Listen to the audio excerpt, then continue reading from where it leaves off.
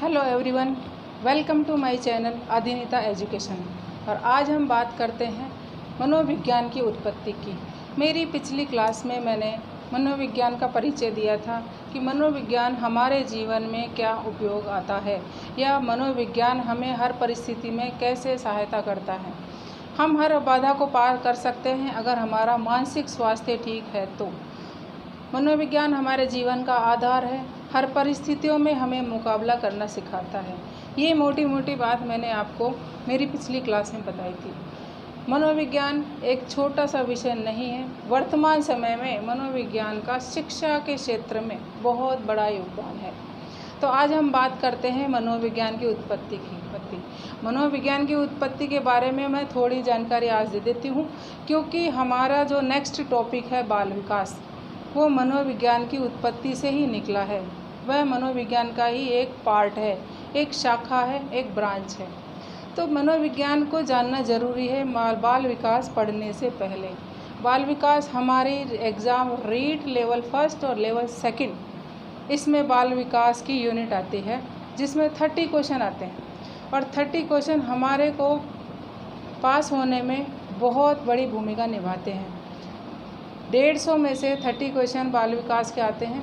तो इसको एक छोटी सी विषय वस्तु न मान के एक बहुत बड़ा पार्ट माने, क्योंकि बाल विकास हमारी नेक्स्ट यूनिट रहेगी, जिसका एक टॉपिक हम लेंगे बाल विकास का।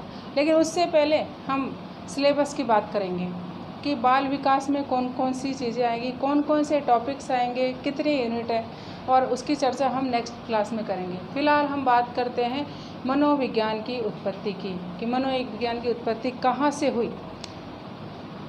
चलिए पहले देखते हैं कि मनोविज्ञान को इंग्लिश में क्या कहते हैं, साइकोलॉजी।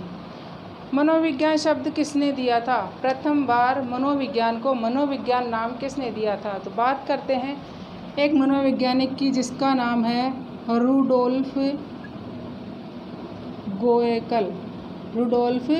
गोएकल। ये मनोवैज्ञानिक थे जिन्होंने मनोविज्ञान नाम दिया था। प्रथम बार मनोविज्ञान को मनोविज्ञान नाम दिया था रुडोल्फ गोएकल ने। मनोविज्ञान को इंग्लिश में कहते हैं साइकोलॉजी। और साइकोलॉजी 2 शब्दों से मिलके बना है। प्रथम है साइके प्लस लोगस। साइके प्लस लोगस, साइके और प्लस लोगस, ये किस भाषा के हैं? ग्रीक भाषा के। ग्रीक भाषा यूनान में बोली जाती है। कहाँ बोली जाती है? यूनान में। साइके का अर्थ होता है आत्मा। आत्मा मतलब सोल। लोगस का अर्थ होता है अध्ययन। अध्ययन कह लो या विज्ञान कह लो, एक ही बात है। दोनों को मिलकर बनता है आत्मा का विज्ञान। आत्मा का विज्ञान।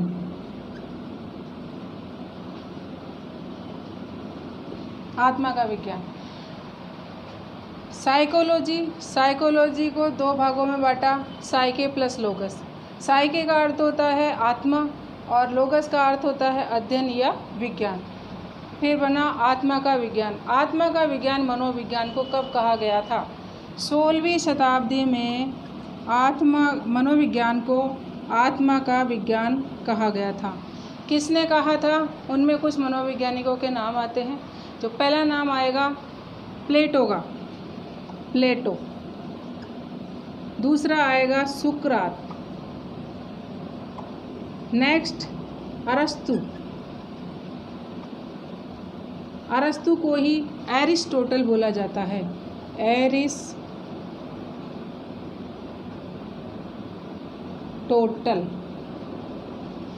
अरस्तु का दूसरा नाम है एरिस्टोटल।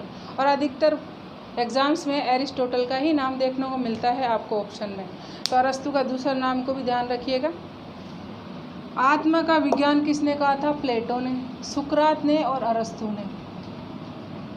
तीनों वैज्ञानिक आत्मा को परिभाषित नहीं कर पाए कि मनोविज्ञान क्या आत्मा का विज्ञान हो सकता है। ये चीज़ें आगे जाके नकार दी गई। 17वीं और 18वीं शताब्दी की बात करें तो आत्मा का विज्ञान को नकार दिया गया। नेक्स्ट बात करते हैं 17वीं 18वीं शताब्दी में मनोविज्ञान को क्या कहा गया। 17वीं और 18वीं शताब्दी में 17वीं और 18वीं शताब्दी में मनोविज्ञान को मन व मस्तिष्क का विज्ञान माना गया कि मनोविज्ञान मन व मस्तिष्क का अध्ययन करता है। ये किसने माना? इसके कुछ मनोवैज्ञानिक है जिसमें पहला नाम आता है पोम्पोलॉजी का, दूसरा नाम आता है पेस्टोलॉजी।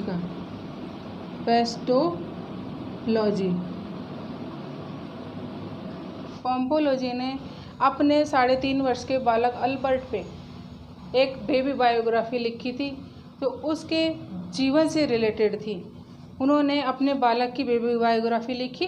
उसमें वो पैदा हुआ जब से लेकर के 3.5 वर्ष का हुआ, जब तक कि उसकी पूरी गतिविधियाँ, कैसे उसने बोलना सीखा, कैसा उसका व्यवहार था और 3.5 साल तक उसके व्यवहार में क्या परिवर्तन आया। तो पोम्पोलॉजी ने अपने बेटे की बेबी बायोग्राफी बनाई थी। नेक्स्ट बात करते हैं 17वीं 18वीं शताब्दी के बाद 19वीं शताब्दी की। 19वीं शताब्दी में मन और मस्तिष्क के विज्ञान को भी त्याग दिया गया या नकार दिया गया। 19वीं शताब्दी में मनोविज्ञान को चेतना का विज्ञान कहा गया। चेतना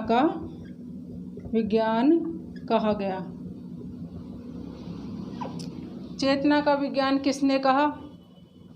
जिसमें नाम आता है पहला विलियम वुंट, दूसरा नाम आता है विलियम जेम्स, नेक्स्ट आता है जेम्स सली और नेक्स्ट आता है टिचनर।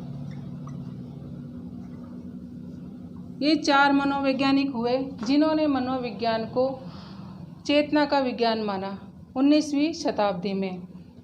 फर्स्ट में आया था आत्मा का विज्ञान 16वीं शताब्दी में। 17वीं और 18वीं शताब्दी में मनोविज्ञान को मन और मस्तिष्क का विज्ञान कहा गया। 19वीं शताब्दी की बात करें तो मनोविज्ञान को चेतना के विज्ञान के नाम से अध्ययन किया गया, लेकिन फिर भी इन तीनों चरणों में भी परिभाषित नहीं कर पाए मनोविज्ञान को। आगे चल कर के 20वीं शताब्दी में चेतना को भी नकार दिया गया। अब बात करते हैं 20वीं शताब्दी की कि 20वीं शताब्दी में मनोविज्ञान ने कौन सा रूप लिया। तो 20वीं शताब्दी में मनोविज्ञान ने चेतना को त्याग करके व्यवहार को अपनाया और व्यवहार के नाम से अध्ययन किया। व्यवहार का अध्ययन 20वीं शताब्दी में व्यवहार का विज्ञान आया या व्यवहार का अध्ययन आया। मनोविज्ञान को व्यवहार का अध्ययन माना गया कि मनोविज्ञान व्यवहार का अध्ययन करता है, न तो आत्मा का करता है, न मन और मस्तिष्क का, न चेतना का। मनोविज्ञान व्यवहार का अध्ययन करता है। इसमें जो मुख्य साइंटिस्ट थे उसमें पहला नाम आता है वाटसन का। वाटसन एक फेमस मनोवैज्ञानिक थे। इन्होंने एक कथन बोला था कि मुझे को एक बालक दे दो, मैं उसको कुछ भी बना सकता हूँ, क्योंकि बालक का वातावरण और उसको जो शिक्षा दी जाती है बचपन से लेकर बड़े होने तक वो उसी में ढल जाता है। क्योंकि एक छोटा सा बच्चा एक कोरे कागज़ के बराबर होता है। उस पर अगर हम काम करें तो हम उसका फ्यूचर डिसाइड कर सकते हैं, हम उसका भविष्य निर्धारित कर सकते हैं कि इसको हम क्या बनाएं। तो उसी के आधार पर वाटसन ने कहा था कि मुझे एक बालक दे दो और मैं उसको कुछ भी बना सकता हूँ। तो नेक्स्ट बात करते हैं वाटसन के बाद किसका नाम आता है? वुडवर्थ का। नेक्स्ट आता है स्किनर। थॉर्नडाइक और पिल्सबरी। और लास्ट नाम आता है मैकडूगल। मैकडूगल, इनके बारे में ही एक विशेष बात बोली गई है कि मैकडूगल ने मनोविज्ञान के चेतना के व्यवहार को नकार दिया गया। कड़ी आलोचना की थी इन्होंने चेतना की, कि मनोविज्ञान चेतना का विज्ञान हो ही नहीं सकता। इनकी एक बुक थी outline of psychology. Outline of psychology में मैकडूगल ने पेज नंबर 16 पर चेतना के विज्ञान की कड़ी आलोचना की थी कि चेतना नाम का कोई शब्द ही नहीं होता है। तो एक आलोचक के रूप में ये जाने जाते हैं। आगे बात करते हैं कि मनोविज्ञान का संपूर्ण जीवन 4 चरणों में पूरा हुआ। वर्तमान में जो मनोविज्ञान का रूप अपनाया जाता है वो है व्यवहार का अध्ययन। फर्स्ट में आया था आत्मा का विज्ञान, फिर आया था मन और मस्तिष्क का विज्ञान, फिर आया था चेतना का विज्ञान। लास्ट में 20वीं शताब्दी से लेके अब तक जो मनोविज्ञान का अध्ययन किया जाता है वह व्यवहार के अध्ययन के रूप से प्रसिद्ध है, उसी के रूप में जाना जाता है। अब नेक्स्ट बात करते हैं कि मनोविज्ञान का जनक। जनक किसको कहेंगे? अरस्तु को। मनोविज्ञान का जनक है अरस्तु। अरस्तु। मनोविज्ञान की जननी कहे तो मनोविज्ञान की जननी जहाँ से मनोविज्ञान पैदा हुआ वह है दर्शन शास्त्र। दर्शन शास्त्र। मनोविज्ञान दर्शन शास्त्र का ही एक भाग है, उसकी एक शाखा, इसलिए दर्शन शास्त्र मनोविज्ञान की जननी है। जनक देश की बात करें तो जनक देश वह है यूनान। मनोविज्ञान का जनक या मनोविज्ञान सबसे प्रथम कहाँ पे पढ़ाया गया था वो है यूनान। जनक देश हो गया यूनान, जननी दर्शन शास्त्र और जनक है अरस्तु। ये तीनों भी आते हैं, इनकी जानकारी भी आपको होनी चाहिए। अब हम बात करते हैं मनोविज्ञान की प्रयोगशाला कहाँ बनाई गई थी। मनोविज्ञान की प्रथम प्रयोगशाला, वर्ल्ड में मनोविज्ञान की प्रथम प्रयोगशाला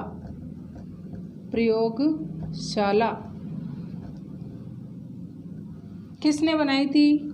विलियम वुंट ने मनोविज्ञान की प्रथम प्रयोगशाला बनाई थी।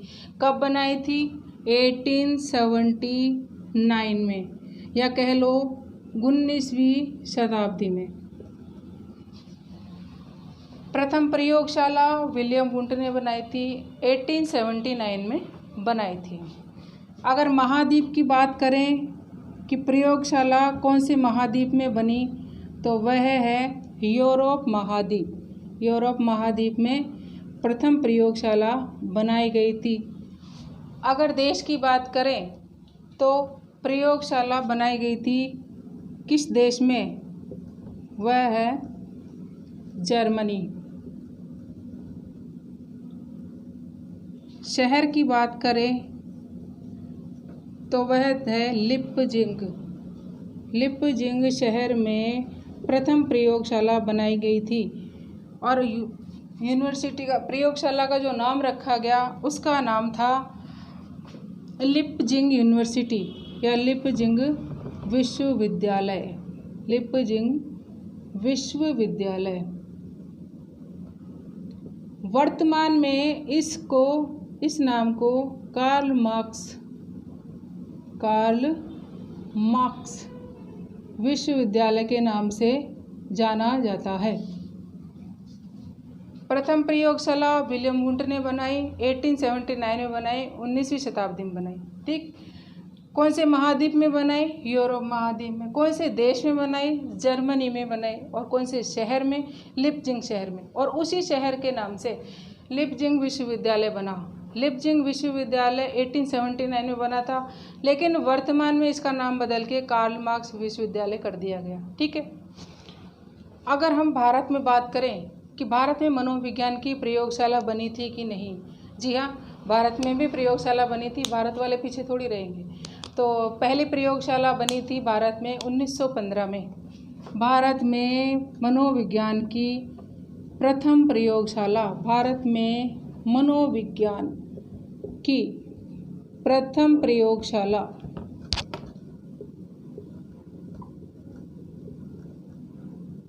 बनी थी 1915 में। कहाँ बनी थी? कलकत्ता में। कलकत्ता में। ये हमारे भारत की यूनिवर्सिटी हो गई या प्रयोगशाला कह लो इसको। मनोविज्ञान की प्रथम प्रयोगशाला कलकत्ता में बनाई गई थी। क्लियर? यहाँ तक हमारा मनोविज्ञान का उत्पत्ति के बारे में पूर्ण हो गया है कि मनोविज्ञान की उत्पत्ति कहाँ से हुई, कैसे हुई, कौन से देश में हुई, कौन से विषय में हुई और उसका प्रयोग कहाँ किया गया, कौन सी प्रयोगशाला में किया गया। यूरोप महाद्वीप में पहली प्रयोगशाला बनाई गई, भारत में कहाँ पे बनी। ये छोटा सा सारांश आपके सामने आ गया। नेक्स्ट बात करते हैं बाल विकास की। मनोविज्ञान की ही एक शाखा है बाल विकास। बाल विकास का ही अध्ययन हम आगे नेक्स्ट क्लास में करेंगे, क्योंकि बाल विकास हमारे रीट के सिलेबस में 30 क्वेश्चन लेके आता है। एक यूनिट आती है रीट के पेपर में, उसमें 30 प्रश्न आते हैं। 30 प्रश्न 30 को करने की कोशिश करना आप, क्योंकि इतना इजी भी नहीं है और अगर समझ के पढ़ोगे तो आपके लिए इजी भी बन जाएगा। जो मैंने आज मनोविज्ञान की उत्पत्ति के बारे में बताया, एक दिन मनोविज्ञान का परिचय था, मनोविज्ञान की उत्पत्ति हो गई। अब हम पढ़ेंगे मनोविज्ञान के नेक्स्ट टॉपिक पे, उसकी शाखा पे बात करेंगे। वही हमारा मेन टॉपिक है बाल विकास। बाल विकास से पहले हम बात करेंगे उसके सिलेबस की कि हमारे सिलेबस में क्या है और हम पहला टॉपिक क्या लेंगे, उसके बारे में हम नेक्स्ट क्लास में चर्चा करेंगे। बाल विकास के बारे में और उसके सिलेबस के बारे में एक टॉपिक टू टॉपिक हम आगे हर चीज़ का अध्ययन करेंगे। और आपको मेरी क्लास में कौन कौन से क्वेश्चन सही लगे,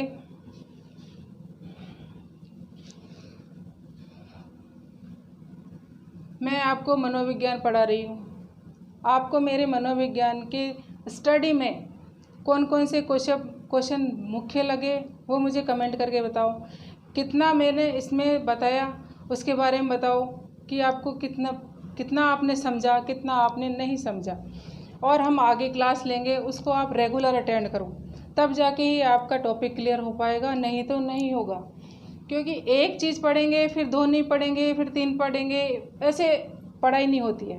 तो आप रेगुलर बने रहो, इस चैनल को देखो। आपकी एक एक रीट में जो बाल विकास के एक एक क्वेश्चन आएंगे वो सारे ही यहाँ समझाएंगे। तो आप इस चैनल को देखते रहो और चैनल को सब्सक्राइब करो। आज की क्लास यहीं पे हम पूरी करते हैं।